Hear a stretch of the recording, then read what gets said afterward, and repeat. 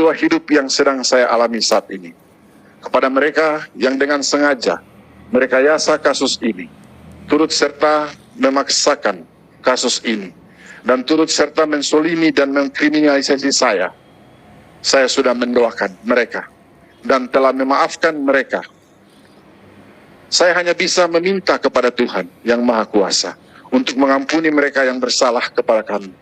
Dan selanjutnya saya serahkan semuanya kepada Tuhan, agar kuasa Tuhan yang bekerja atas perbuatan mereka kepada saya. Ada kata bijak.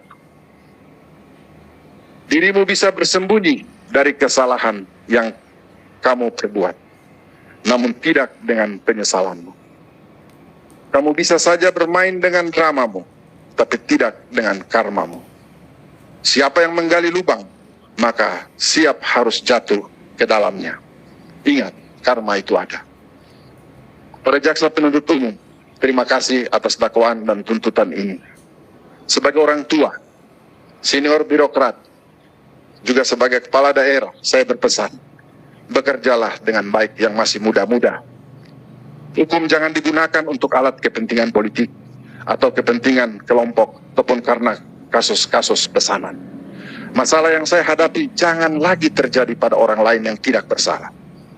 Ingatlah moto institusi Wikrama Adityasa, yang artinya kesetiaan yang bersumber pada rasa jujur, baik kepada Tuhan Yang Maha Esa, terhadap diri pribadi dan keluarga, maupun kepada sesama manusia, dengan sasaran melindungi kepentingan rakyat melalui penegakan hukum. Saya juga ingin mengingatkan kembali pengarahan dan peringatan Presiden Joko Widodo agar jaksa tidak mempermainkan hukum, yang menitip rekanan proyek, yang menitip barang impor, dan berbagai tindakan yang tidak terpuji lainnya.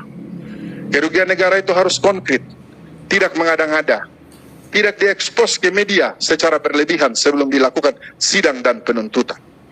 Bahwa kebijakan diskresi tidak bisa dipidana, dan tindakan administrasi pemerintah juga tidak bisa dipidana.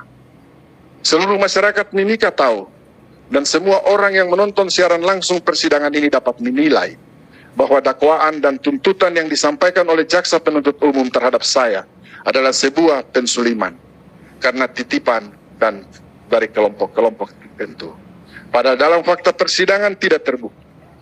Kelompok yang berkepentingan ini mempunyai niat untuk menjegal saya dalam kepentingan politik ke depan. Sehingga jaksa penuntut umum membuat tuntutan yang tidak rasional, emosional, dan tidak profesional. Padahal saya sendiri belum berpikir untuk maju dan berproses ke dalam politik di tahun 2024 mendatang. Sebelum saya menutup semua pembelaan saya ini, Majelis Hakim yang mulia, izinkanlah saya untuk membaca satu firman Tuhan dari Yeremia pasal 22 ayat 3. Beginilah firman Tuhan, lakukanlah keadilan dan kebenaran, lepaskanlah dari tangan pemerasnya orang yang dirampas haknya. Janganlah engkau menindas dan janganlah engkau memperlakukan orang asing, yatim dan janda dengan keras, dan janganlah engkau menumpahkan darah orang yang tak bersalah di tempat ini.